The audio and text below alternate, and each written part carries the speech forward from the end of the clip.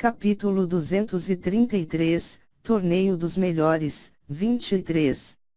Autor, Rafael Batista. Revisão, ou ia para a revisão ou saía na data prevista. RS. Por alguns momentos toda a arena congelou e ficou calada. A buzina não tocou, pois o responsável por acioná-la estava paralisado, a comitiva que acompanhava o Jabê também estava estática e nem mesmo os socorristas se moviam, os assentos das personalidades mais importantes na arena estavam vazios, pois até mesmo eles ficaram de pé enquanto olhavam para aquele jovem que surgiu do nada e agora estava dizendo palavras tão impactantes. Em alguns pontos da arena, haviam certas pessoas que estavam passando por um turbilhão de pensamentos, que faziam com que nem mesmo eles soubessem como agir. Cruz. Você está bem? Vendo que o Cruz estava completamente sereno, bem diferente do seu normal, um dos membros da comitiva de Noa tocou no ombro dele e perguntou. Nenhuma resposta veio por parte do Cruz.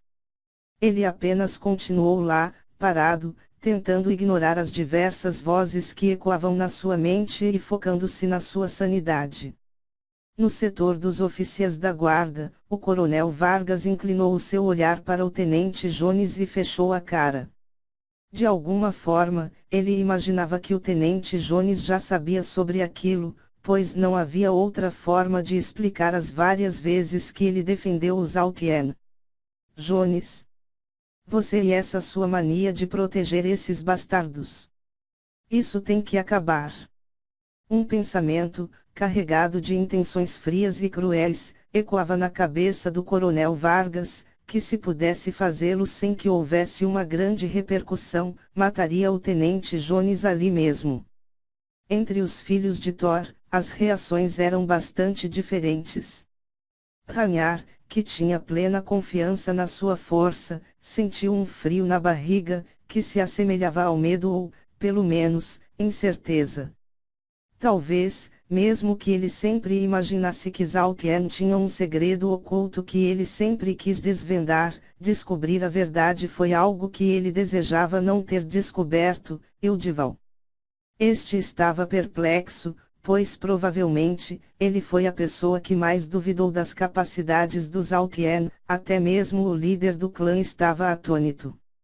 Na comitiva da Escola da Espada Polida, o diretor Silver estava com as mãos nos ombros do Ryuji e Tairun, tentando acalmá-los e trazê-los de volta à concentração. No clã da Lança Viva, Joster estava com um olhar centrado, mas não estava mirando os Altien, diferente disso, ele estava olhando para o Madak. Madak, por sua vez, estava com um olhar bem diferente de quando o Cruz se revelou. Havia uma forte sensação de preocupação no seu semblante. Parecia que ele, que desde o início da competição sempre tentou colocar as mãos em linhagens especiais, não queria se apoderar do poder dos Altien, pelo contrário, parecia que ele desejava ficar o mais distante possível do portador daquele poder. Chefe. Isso é ainda melhor do que as outras amostras que o senhor me pediu. Negan murmurou enquanto olhava para o Madak. Não? Imediatamente, Madak discordou, antes de dizer, ou a gente mata aquela coisa. Ou a gente fica o mais longe possível dela. Chefe. Por quê? Essa é a nossa chance de conseguir algo de valor inestimável. Confuso, Negan questionou. Cale-se. Tem muita coisa sobre o passado, que você ainda não sabe. Madak exclamou, antes de continuar, mesmo que o nosso plano dê certo, aquela coisa se revelou em um torneio de grande repercussão em Rio. Quando essa notícia se espalhar, forças inimagináveis irão atrás daquele bastardo e daquele poder. Quando esse momento chegar, eu quero ficar o mais longe possível dele. Mas... Negan tentou dizer algo, mas foi prontamente impedido pelo Madak. Não tenha essa de mas. Nós só terminaremos o que temos que fazer aqui e iremos partir, para longe desse planeta. Em breve, a maior caçada da história do universo começará. Mesmo que o matemos, este mundo será revirado de ponta cabeça, pelas forças que almejarão garantir que não há outro como ele por aqui. Madak falou num tom sério e resoluto. De volta à planície de gelo, Zaltien finalmente escutou o som da buzina. Contudo, ele não caminhou para o portal que tinha acabado de aparecer, ele correu até o seu oponente. Puff!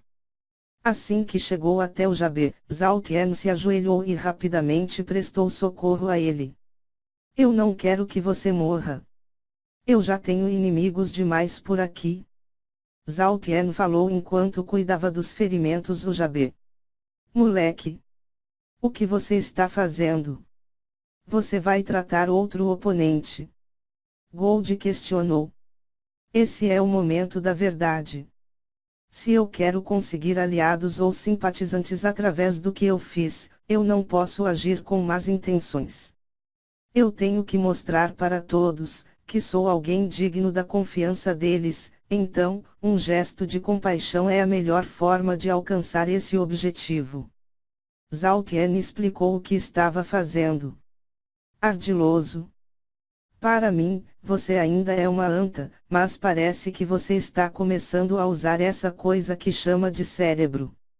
Gold comentou enquanto se reservava a observar. Enquanto isso, as pessoas na plateia ficaram de queixos caídos quando Zaltien começou a tratar outro oponente. Haviam aqueles que ainda duvidavam de quais eram as verdadeiras intenções do Zaltien, mas eles estavam chocados demais para falar. Andem logo. Vão ajudá-lo. De repente, na plataforma dos lutadores, uma voz grossa, pertencente ao mestre do Jabê, explodiu nos ouvidos dos médicos da comitiva. Finalmente, os médicos acordaram para a vida e correram para a planície de gelo. Afaste-se dele. Assim que o primeiro médico surgiu, ele imediatamente gritou com Zaltien. Como quiser. Rapidamente, Zaltien se afastou do Jabê e levantou as mãos enquanto dizia: Tape. Tape. Tape. Tape. Tape. Passos apressados seguiram na direção do Jabê e várias mãos começaram a analisá-lo. Eu me excedi durante a luta, mas não quero que nada de mal aconteça a ele.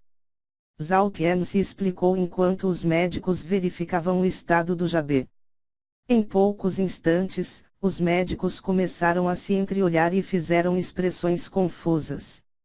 Ele ficará desacordado por algum tempo, mas ficará bem. Um dos médicos comentou. Aquelas queimaduras eram severas demais para causarem danos tão leves. Outro médico falou. Zaltien entrou na conversa, afirmando, no momento. A única coisa que separa ele de uma recuperação plena é um bom repouso. Já que não acreditavam piamente naquelas palavras, os médicos fizeram uma análise mais minuciosa no Jabê, porém, isso serviu apenas para deixá-los ainda mais assustados, pois eles perceberam os vários tratamentos que Zaltien operou.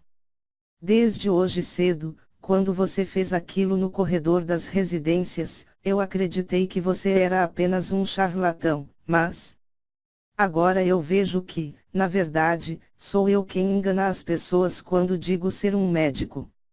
Rendido às habilidades do Zaltien, um dos médicos fez uma espécie de confissão. Obrigado, pelo seu reconhecimento.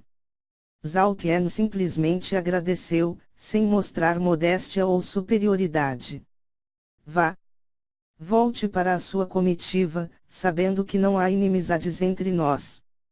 Prontamente, o médico respondeu, antes de continuar, você fez uma luta limpa, teve uma vitória justa e mostrou a sua clemência.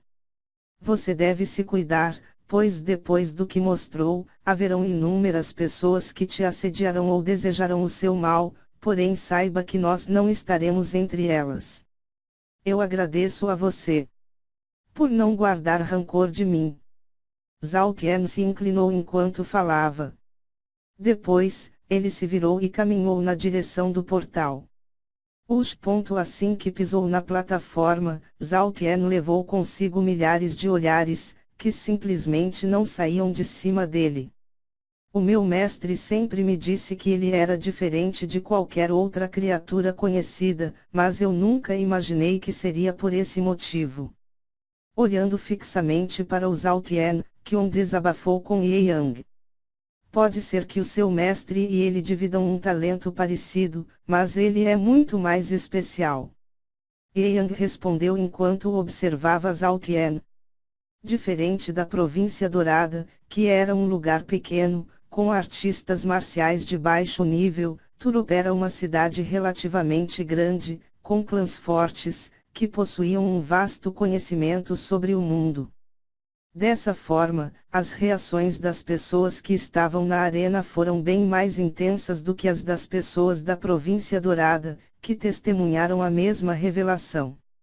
Como era muito pequena em comparação com as outras cidades de Endras, a Província Dourada, ou melhor, seus habitantes, confortaram-se enquanto agarravam-se ao fato de não conhecerem muito sobre os mistérios do mundo. Na cabeça deles, Zhao Qian não era tão único, ele apenas possuía um poder que eles não conheciam, mas que, com certeza, era abundante pelo mundo. Contudo, Turop era muito maior do que a Província Dourada. O nível de conhecimento dos seus habitantes e daqueles que estavam assistindo o torneio era muito superior, e, por isso, ninguém ali se agarrou a pensamentos tão conformistas. Todos eles sabiam Zhao Qian era único, pois não existe nenhuma pessoa no mundo que possua afinidade elemental com a luz, pelo menos. Não existia. A partir de Turop, a repercussão da revelação de Zhao Qian certamente se espalhará e impactará o mundo inteiro. Na plataforma, depois de sair do portal, Zhao Qian não seguiu para a sua comitiva, diferente disso, ele caminhou em uma direção diferente, passando por diversas comitivas, até chegar à comitiva de Noah. Nós não somos tão diferentes quanto pensa. Zhao Qian comentou enquanto ficava de frente para o Cruz. Depois, ele esticou a mão direita e continuou, nós dois somos diferentes de todos aqui e foi você quem me incentivou a sair das sombras. Sem dizer nenhuma palavra, Cruz olhou para a mão do Zhao Qian, mas não retribuiu o gesto. Eu não quero acreditar que os nossos elementos opostos decidiram que nós não podemos ser amigos. Zhao Qian argumentou, antes de recolher a mão, se virar e retornar para a sua comitiva. De repente, enquanto Zhao Qian se afastava, um sorriso de canto surgiu na face do Cruz, que acompanhou-o com olhos. Na plateia, alguns assentos ficaram vazios, pois os seus donos correram para fora daquela dimensão, a fim de espalharem a notícia. Enquanto aquela notícia se espalhava rapidamente por toda Turop e o torneio dos melhores sofria uma breve, mas inesperada pausa, um homem, que estava sentado, em uma caverna escura, rodeado de estranhos cristais vermelhos, abriu os seus olhos e sorriu. Aquele homem era negro, alto, forte e aparentava ter uns 35 a 40 anos de idade, ele vestia uma armadura leve, dourada, e possuía um semblante de profundo conhecimento, os olhos dele eram completamente brancos, mas ele não era cego. Era como se ele enxergasse de uma maneira diferente dos outros seres vivos. Depois de abrir os olhos e alargar o seu sorriso, o homem murmurou para si mesmo, a última peça que faltava finalmente se revelou e fez o seu movimento. Em breve, eu finalmente seguirei o meu caminho e descobrirei se apostei naquele que triunfará no final. Depois de murmurar aquilo, o homem manteve o seu sorriso e fechou os olhos enquanto dizia, eu te esperarei aqui. Zhao Qian,